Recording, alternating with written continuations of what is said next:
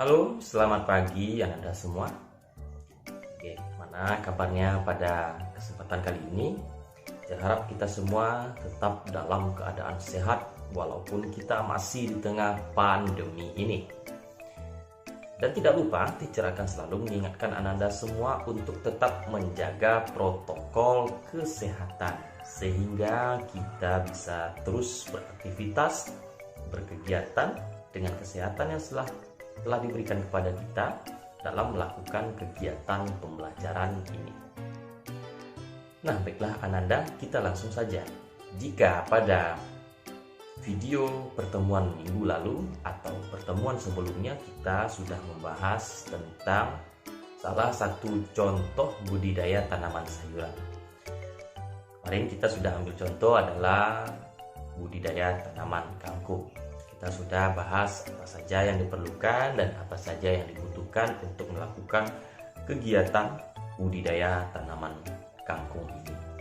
Nah, pada video kali ini kita akan membahas tentang bagaimana jika tidak ada lahan atau tempat kita untuk melakukan kegiatan budidaya tanaman sayur ini. Apa solusinya?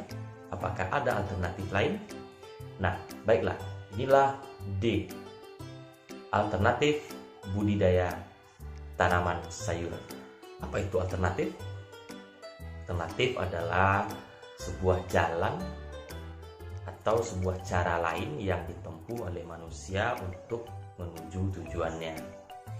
Nah, jika pada saat sekarang ini kita lihat kondisi penduduk sudah semakin ramai, tentu membuat lahan yang ada di sekitar kita itu semakin menipis.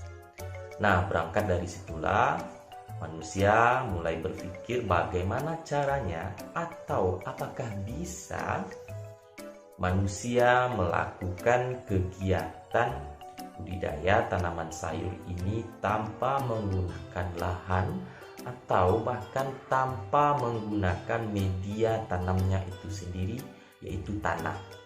Apakah mungkin manusia melakukan kegiatan penanaman budidaya tanaman sayuran ini tanpa media, yaitu tanah? Nah, seiring dengan berkembangannya zaman, manusia pun menemukan cara atau alternatif untuk melakukan kegiatan menanam ini tanpa menggunakan tanah, yang disebut dengan teknik hidroponik, yaitu sebuah teknik yang telah dikembangkan oleh manusia untuk bagaimana caranya menanam tanpa menggunakan media tanam, yaitu tanah. Lalu, apa yang dijadikan manusia sebagai pengganti untuk media tanamnya sendiri, yaitu tanah? Itu dengan teknik hidroponik ini manusia bisa menggunakan ijuk, sabut kelapa, kerikil, dan lain sebagainya. Nah, sebelumnya silakan Anda perhatikan dulu, berikut adalah gambar dari teknik hidroponik secara sederhana dan teknik hidroponik dengan menggunakan NFT.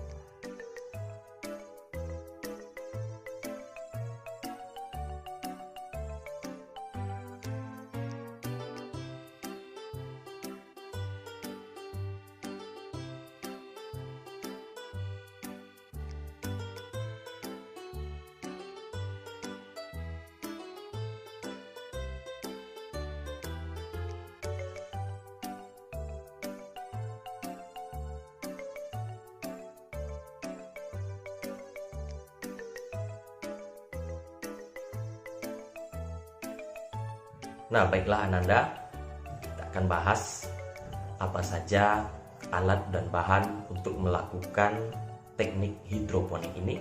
Yang pertama, tentu kita membutuhkan benih dari sayuran apa yang akan kita tanam. Lalu yang kedua, nutrisi hidroponik.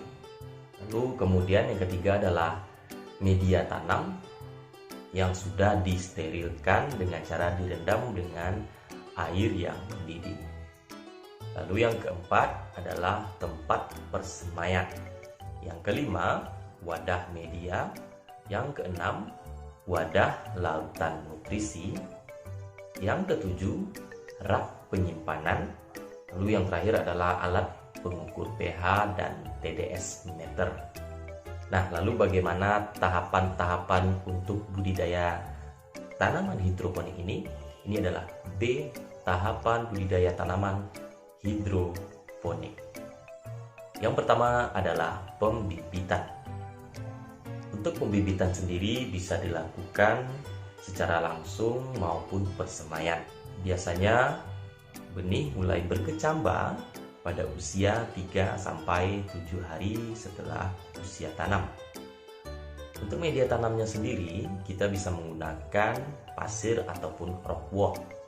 Nah, bibit yang siap tanam adalah bibit yang berusia 3-4 bulan, atau lebih kurang bibit yang sudah memiliki 3 atau 4 daun yang tumbuh.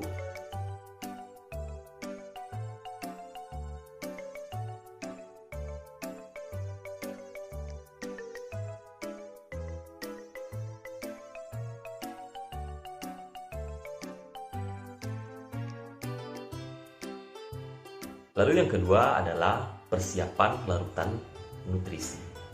Larutan nutrisi adalah pasokan sumber utama dari nutrisi yang diperlukan untuk tanaman kita nanti.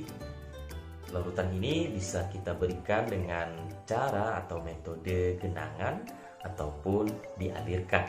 Nah, nutrisi sendiri ini bisa kita berikan adalah nutrisi siap pakai maupun nutrisi yang kita buat sendiri.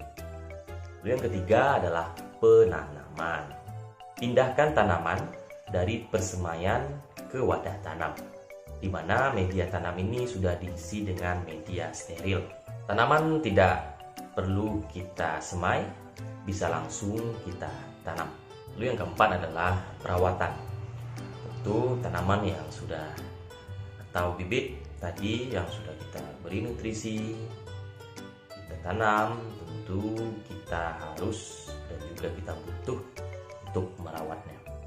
Untuk awal, tanaman tadi harus kita simpan di tempat yang tidak kena sinar matahari langsung. Setelah tanaman tersebut berumur 1 hingga 2 minggu, barulah tanaman bisa kita pindahkan ke tempat dengan sinar matahari langsung. Lalu tidak lupa kita melakukan kegiatan penambahan nutrisi sesuai dengan kebutuhan masing-masing tanaman.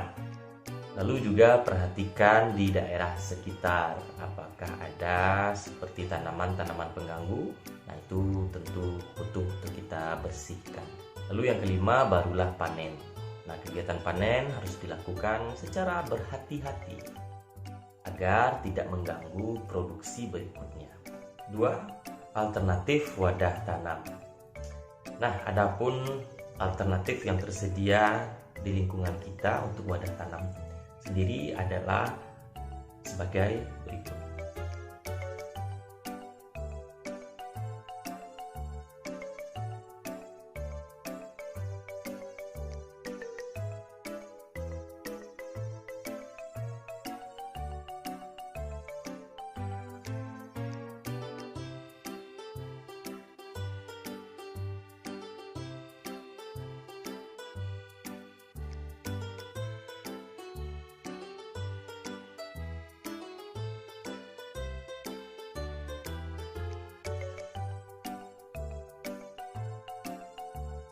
Nah, baiklah Ananda, sekian dulu video kita untuk pertemuan kali ini. Jangan lupa untuk tetap menjaga kesehatan dan menjalankan protokol kesehatan. Sampai jumpa.